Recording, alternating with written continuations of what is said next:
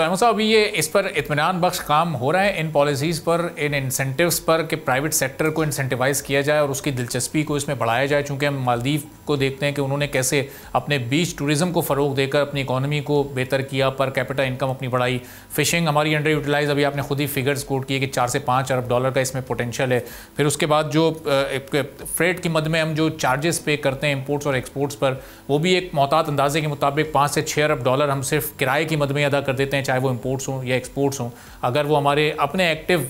कार्गोज़ हों तो शायद वो बहुत हद तक ये बोझ इकॉनमी पर से हमारे कम हो सके। तो इन सारी चीज़ों पर अभी काम हो रहा है आगे? जी हाँ, इन पे काम तो अभी मिनिस्ट्री ऑफ मैरीटाइम अफेयर ने बड़ा तेज़ी से पिछले 1.5 साल से हम देख रहे हैं कि इन पॉलिसीज़ पे काम बड़ा अच्छा शुरू हुआ है। लेकिन मैं ये कहूँगा कि अभी ये अभी इब्तदाइया है। मतलब इसको अगर आप जब तक इसको आप असेंबलीज के थ्रू इसके ऊपर लेजिस्लेशन नहीं करते, उस वक्त तक इन पॉलिसीज़ की हैसियत थोड़ा सा कम रहती है। तो इसके साथ साथ सूबों के साथ मिलके, जैसे कि सूबा बलूचिस्तान का बहुत बड़ा रोल होगा इसके अंदर, जब हम शिपिंग की बात करते हैं, जब हम शिप रिसाइकलिंग इंडस्ट्री की बात करते हैं, जब हम एक्वाकल्चर की बात करते हैं, जब हम फिशरीज की बात करते हैं, पोर्ट्स की बात करते हैं, जब हम शिप कंस्ट्रक्शन की बात करते हैं और टूरिज्म की बात करते हैं, तो इन सब के अंदर जो 70% से ज़्यादा कोस्ट लाइन है वो तो हमारी सूबा बलूचिस्तान की है। तो उसके साथ मिलके इन तमाम पॉलिसीज़ को बनाना बड़ा ज़रूरी है। और जो 18th अमेंडमेंट से जो डेवोल्यूशन ऑफ पावर हुआ है, उसमें अंडरस्टैंडिंग डेवलप करना लीगल टर्म्स में बहुत ज़रूरी है, क्योंकि इसमें अभी बहुत से अबहाम हैं। जब ये पॉलिसीज़ बनती हैं तो उसमें कुछ लीगल इश्यूज ऐसे आ रहे हैं जो इस चीज़ को डिले कर रहे हैं। तो इन चीज़ों को थोड़ा सा मेरे ख्याल में जल्द इसको सॉर्ट आउट कर लेना चाहिए, ताकि इससे रिलेटेड जितनी पॉलिसीज़ हैं वो जल्द ही फाइनल हो जाएं और उससे रिलेटेड फिर आगे स्ट्रेटजीज़ और फिर इंफ्रास्ट्रक्चर डेवलपमेंट के ऊपर काम किया जाए।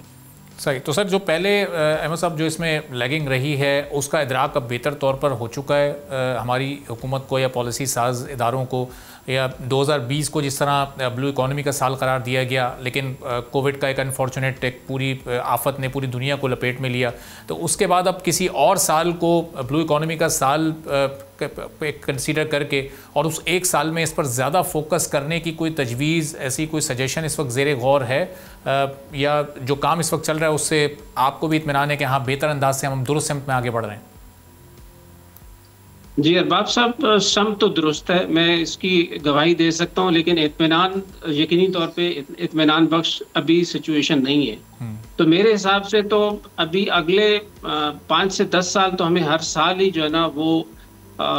समुद्री हयातियात या मैरीटाइम से रिलेटेड साल ही रखना चाहिए, ताकि हमारा फोकस जब तक कि अगले 5 से 10 साल तक इसमें नहीं रहता, तो उस वक्त तक ये सारी पॉलिसीज़ और ये सारी चीज़ें ताकि बन जाएं और इनके ऊपर जो कंस्ट्रक्शन वर्क है, वो सारा इंफ्रास्ट्रक्चर डेवलपमेंट है, ह्यूमन रिसोर्स की डेवलपमेंट है, ये ताकि सारी चीज़ें उसके अंदर, जब तक ये पूरा एक इंजन नहीं बनेगा तो मशीन उस तरीके से चल नहीं पाएगी। तो मेरे ख्याल में तो अगले 5 से 10 साल बहुत ज़्यादा क्रिटिकल हैं कि हम इसके अंदर अपने आप को किस तरीके से मोल्ड करते हैं। मिसालें हमारे पास बहुत ज़्यादा हैं, जैसे कि हम वियतनाम की मिसाल दें तो उन्होंने तकरीबन 35 साल की एक पॉलिसी बनाई और जिसके ऊपर वो चल निकले, और आज सिर्फ वो फिशरी से ही तकरीबन 8 से 10 बिलियन का उनका रेवेन्यू जनरेशन है, और एक्वाकल्चर उससे ज़्यादा है, तकरीबन वो भी तकरीबन 6 से 8 के करीब वो जनरेट कर रहे हैं। तो ओवरऑल फिशरी एक्वाकल्चर तकरीबन 15 बिलियन के करीब उनकी रेवेन्यू जनरेशन है। सब्सक्राइब करें और बेल दबाएं ताकि कोई खबर रह न जाए।